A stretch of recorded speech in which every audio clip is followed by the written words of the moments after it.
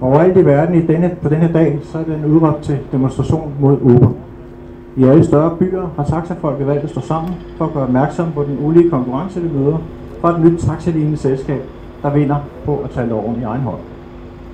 Det viser vi også her nu i København, naturligvis på ægte dansk manér.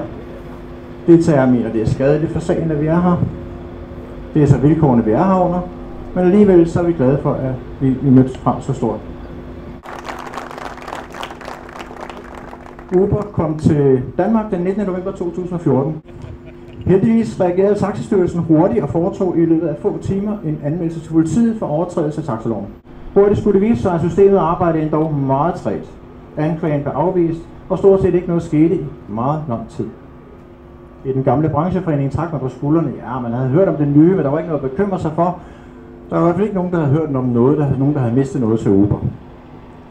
Godt nok er det, er kommet godt op i omdrejninger, det skal de have ros for. Men det var i det her lys, vi skabte brancheforeningen tid. Dels i arbejdet for lovlige tilstand i vores branche, og der var også et par andre mærkesager på dagsordenen. Jeg må medgive, at kampen for lovlige tilstand i forhold til Uber har stort set kostet alle vores kræfter. Jeg tillader mig den frækhed at se, at vi faktisk havde set, hvad der skete i kølvandet på Ubers indmarch på scenen, allerede inden det skete. Overfor Uber har vi lært en ting: vi skal dele med at være hurtige. De mestrer kunsten at manipulere med alt, fra politimanden på gaden og til erhvervsministeren. Endda i sådan grad, at sidstnævnte er blevet så imponeret over alt det her nye, smarte, innovative, at han med åbne arme erklærede, at sådan en virksomhed, det er der netop, hvad Danmark står og har brug for. Tænk, at man nu kunne bestille en taxa via en app. Vi andre ved jo godt, at man har kunnet det længe før Uber kom til Danmark. Og om Ubers app må vi sørgeligt erkende, at den teknologisk ikke er nogen nyskabelse, snarere end et stykke simpelt software, som taxabranchens egne nuværende apps trumfer med længder. Der ligger mange funktioner identiske med Ubers gennem de taxaselskabernes egne apps. Desværre funktioner, som vi ikke kan anvende, når vi skal holde os inden for taxalovens rammer. Så at komme med en app, det er ikke noget nyt, herr erhvervsminister. Det nye er, at vi her har en virksomhed, der udmærker sig ved to ting. De bryder loven, og de bidrager ikke til den danske velfærdsstat. Jamen, herr minister, jeg kan da godt se, at det er lige nøjagtigt det, Danmark står og mangler.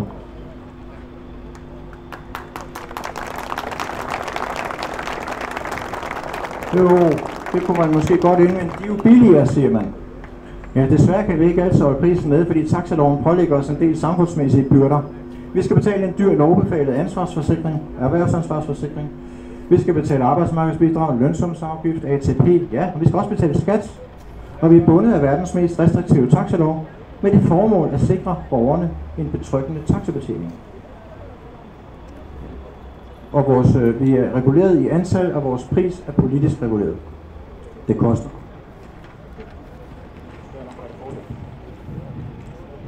Men det bekymrer man sig ikke om hos Uber. For Uber handler det kun om en eneste ting.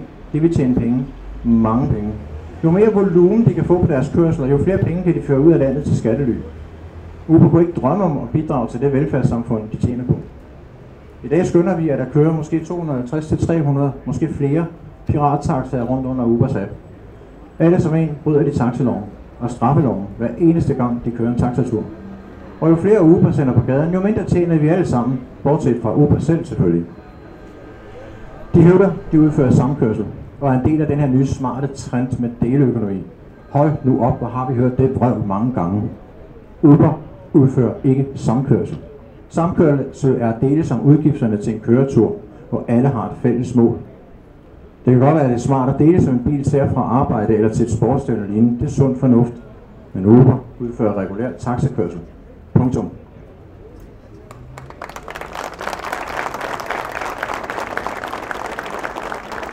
Når de nu gerne vil udføre taxakørsel, hvorfor søger de så ikke en tilladelse til at gøre det? Det kan man sagtens gøre også under den nuværende lovgivning. Og Uber har fået en hel verden overbevist om, at de er en del af den deleøkonomiske trend. Uber er og har aldrig været deleøkonomi. Og hvorfor er Uber ikke deleøkonomi? Fordi Uber ikke deler noget som helst med nogen som helst. Ja. Men taxierne, kan de ikke lide konkurrence? Jo, vi er vant til konkurrence. Benhård konkurrence. Der er ikke nogen taxa, der får en tur, uden at have været konkurreret om den, med både kolleger fra eget taxaselskab og konkurrerende selskab. Eller andre transportmuligheder. Hvis vi skal have adgang til offentlig kørsel, så er vi også ude i benhård konkurrence med trafikselskaber og andre tilladelsestyper under taxaloven. Jo, vi konkurrerer ind til benet hver dag. Så en konkurrent fra eller til, det kan vi ikke lade os skræmme af. Vi må blot kræve, at reglerne bliver overholdt. Færre konkurrence. Forestil jer nu for eksempel, at man er deltager i en sportskonkurrence. Ja, vi kunne for nemheds skyld lade det foregå på et olympisk atletikstadion. Ja, vi kunne se, at man var kuglestøder.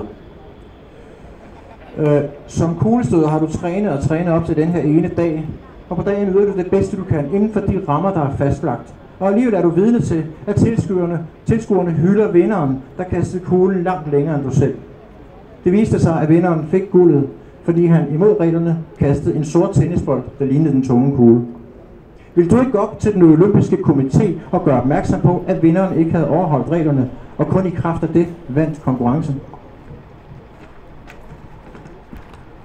Hvordan ville I dernæst reagere?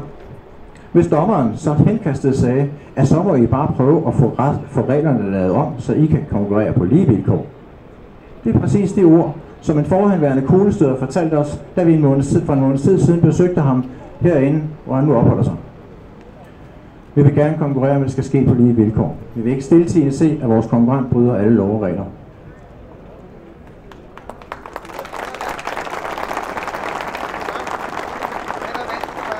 Jeg tror ikke, jeg har mere at sige her. Jo, jeg har lige en lille ting. Vi kan godt undre os over, hvordan det kan tage politiet 10 måneder at finde en enkelt superpirat at stille for en dommer. Og al respekt for politiet, der har meget travlt og gør rigtig mange gode ting i øjeblikket. Det er næsten lige meget, om de smiler eller bruger magt, så skal de nok blive kritiseret. Men på 10 måneder, der burde man kunne have fundet en pirat at stille for retten.